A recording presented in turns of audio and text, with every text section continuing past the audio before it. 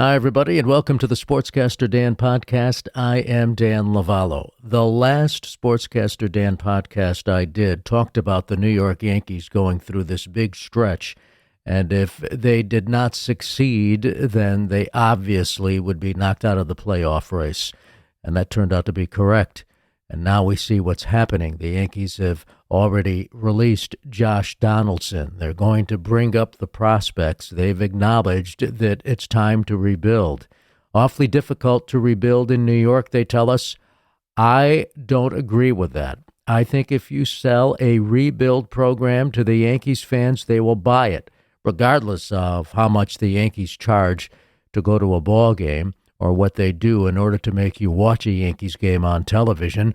One day they're on Amazon Prime, the next day they're on Yes, but that's a subject for another day. They have to rebuild. I think it was evident when they went through this difficult stretch in the schedule, which I pointed out on my last podcast, that if they didn't make it through that stretch, and they were just horrendous at one point, 6-17, that they would have to tear it up. And now that's what they're doing. Which brings me to the Boston Red Sox, who are in a similar situation. The Red Sox had a stretch, which I wrote about in my Sportscaster Dan newsletter, that would determine whether they would make the postseason this year.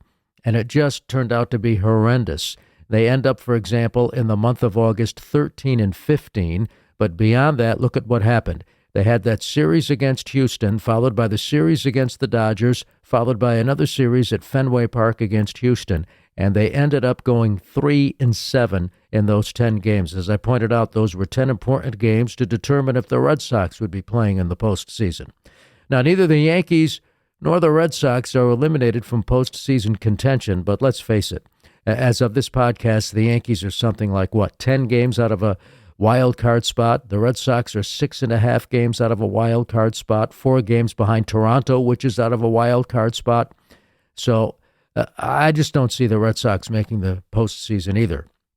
And, to have Houston go into Fenway Park and sweep you a series, and it's like, the fourth series the Red Sox have been swept at home this year?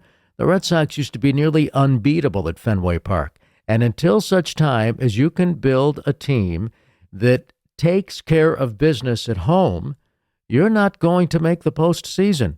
And if you do make the postseason, you're going to be eliminated. So mathematically, these rivals, the Red Sox and the Yankees, are not eliminated from postseason play. But let's face it, they're not going to the postseason. And so you've seen various articles now in the Boston media that the Red Sox need to play the kids and acknowledge that it's time to look to the future. I think the Red Sox future is pretty good.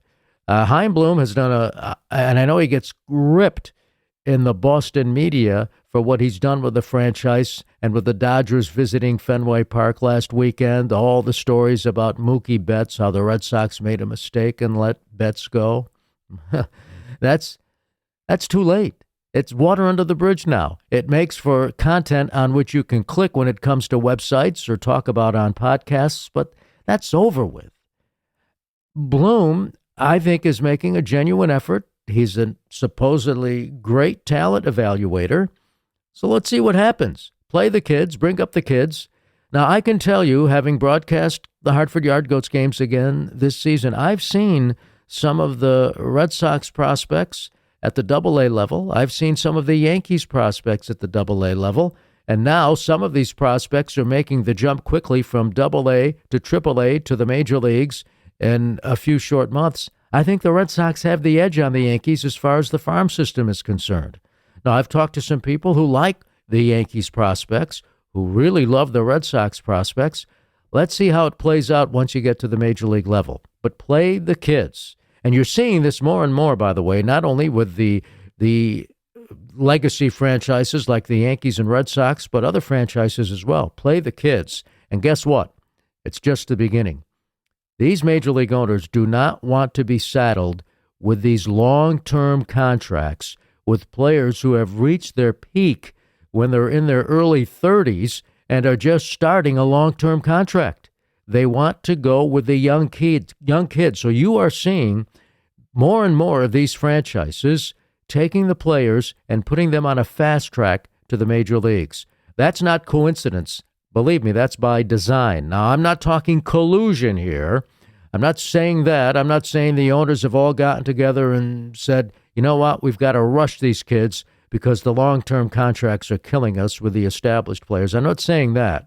But what I am saying is it's quite evident there is a blueprint to play the young kids, particularly if you draft a player out of college. Playing in college now is like playing in the low minor leagues. So quickly, you see these players get drafted and spend, in some cases, just a month at the single A level and boom, go to double A. Then you have the case with the Angels. Their first round draft pick spent something like 30 days in the minor leagues, and now he's playing first base for the Los Angeles Angels. So this is a trend. It's a trend of baseball going younger, baseball not trying to get locked in to these long-term contracts. And the established franchises, the legacy franchises like the Yankees and the Red Sox have gotten on board. They have to get on board. So you will see, and September 1st is a big day. That's when the rosters can expand, and that's when these other clubs have to add, these clubs who are in contention, have to add players by September 1st in order to be eligible for the postseason. You will see some big moves coming up in the next 24 hours. You will see, for example, maybe some of these players that the Los Angeles Angels put on waivers be claimed. I mean, they put on a quarter of their roster on waivers. The Yankees put Harrison Bader on waivers. So you're going to see more and more of this in the next 24 hours. Who's going to be added, who's going to be subtracted from these rosters, etc. But as for the Red Sox, I think it's quite obvious now that it's going to be a long shot for them to make the postseason.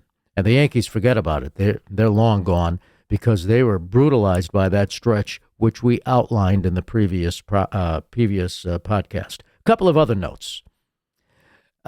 I think you've got some model franchises out there, the Houston Astros being one of them. Now, I know the Astros are not popular because of what happened in 2017 and, they stole the signs, they're cheaters, etc. Well, guess what? The defending world champions are still doing it year after year. So it's more than just banging drums or stealing signs with trash cans and all of that. That's a darn good franchise as far as how they build through the farm system, as far as how they maintain contention year after year. The Houston Astros are there. Los Angeles Dodgers are the model. Now, I like to kid the Dodgers fans a little bit because they have not won a World Series in a full season since 1986. Yes, they won the World Series in 2020, but what was that, a 60-game season? You can't compare that to a full 162-game season. Can't compare that at all. So I like to tease the Dodgers fans about that a little bit. But the fact of the matter is, they're in contention every year. I read a stat the other day that the Dodgers, in the month of August, going back to, 2016, have played 700 baseball in the month of August, each of those Augusts from 2017 to now. And I mean, they're winning again. They're running away with the National League West. So the Dodgers are a model franchise. The Braves are a model franchise. Houston Astros are a model franchise. What am I talking about, a model franchise? I'm talking about a team that is in serious contention season after season, that manages to maintain that contention even if they win in the prior season and get low draft choices. Somehow they figure out how to constantly draft these players, sign these players, make shrewd trades, and if they do make a free agent signing, make sure it's a good one. Those are the Dodgers. Those are the Astros, the Braves. I know sometimes even those clubs make mistakes, but overall, they have the model system that the Yankees and the Red Sox are now trying to replicate. I give the Red Sox again an edge over the Yankees as far as that's concerned, but you're seeing that the blueprint is changing in baseball so that how do you win, but if you don't win, be in serious contention. Serious contention meaning that you're not going to automatically lose when you go play another contending team. I mean, it's not going to be a given, for example, that when the Astros go into Fenway Park, they're going to sweep the Red Sox. Classic point. The Yankees are going down to play Houston. Now, that series is not anywhere near as big as you thought it was going to be when you looked at the schedule at the start of the season, because the Yankees are out of it. But the fact is, the Astros are always taking care of business, and taking care of business means you win at home.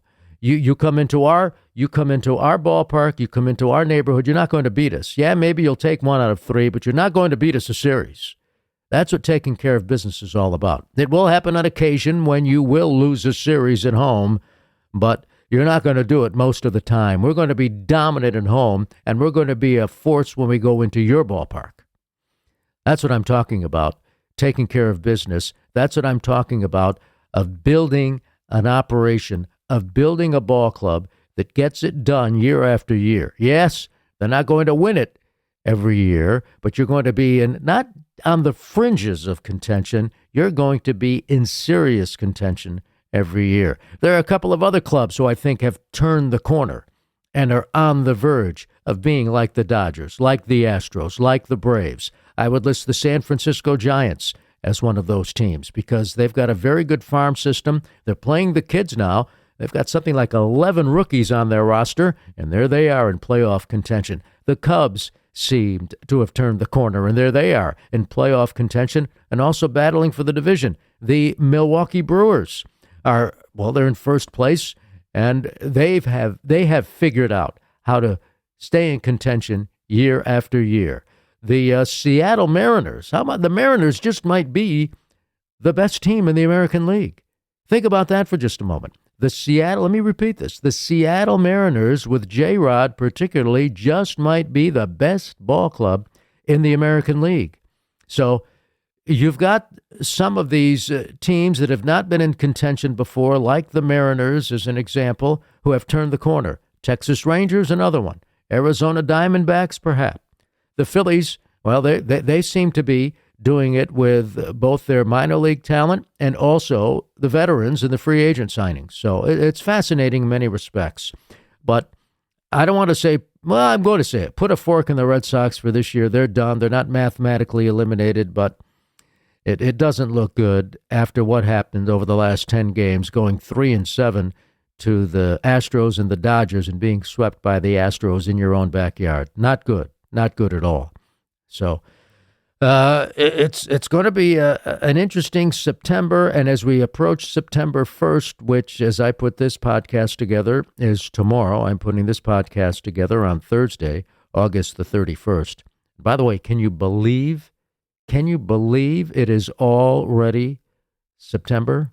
But anyway, it's going to be an interesting month to see what happens with these clubs that thought they were in contention and are now out of it, how they play it, and also what's going to happen with the teams that are in contention, including some of the surprise clubs like the Seattle Mariners and the Chicago Cubs.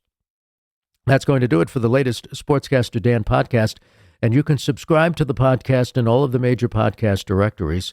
And might I also add to subscribe to my Sportscaster Dan newsletter. I send it out on Tuesdays. Tuesday mornings, you get it in your box. I'm not going to spam you, none of that. To subscribe, you can do it in a couple of ways. Go to sportscasterdan.com. You can subscribe that way, or you can go to danlovallo.com. That is my other website, my main website, really, Dan Lovallo, Lovallo, danlovallo.com. Hey, thanks for listening to the Sportscaster Dan podcast, and have a great Labor Day weekend.